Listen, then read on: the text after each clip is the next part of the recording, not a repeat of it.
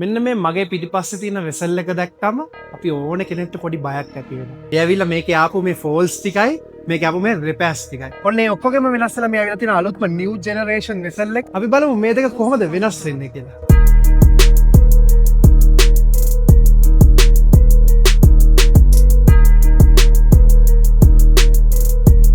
ප්‍රධානම දේ කතා කරොත් මේකේ ආවේ මේ ඩුවල් ක්ලච් ට්‍රාන්ස්මිෂන් එක තමයි මේකේ වෙච්ච ලොකුම ෆෝල්ට් එක. ඒක හැබැයි මේ අලුත්ම නිව් ජෙනරේෂන් වෙසල් එකට එනකොට එහෙම ඩුවල් ක්ලච් ට්‍රාන්ස්මිෂන් එකක් නෙවෙයි මේකේ එන්නේ.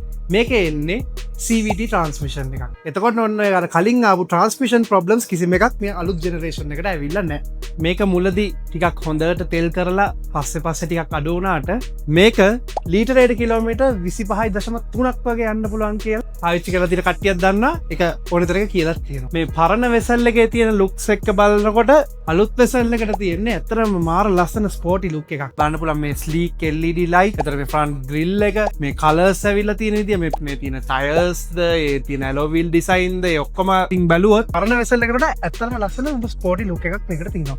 ඔයත් තාම පදින්නේ මේ වගේ පරණ වෙසල් එකක්ද? එහෙනම් අදම මාරු වෙමු අලුත් වෙසල් එකකට. එහෙනම් කතා කරන්න ඉන්ඩ්‍රා ට්‍රේඩර්ස් එකට. See you.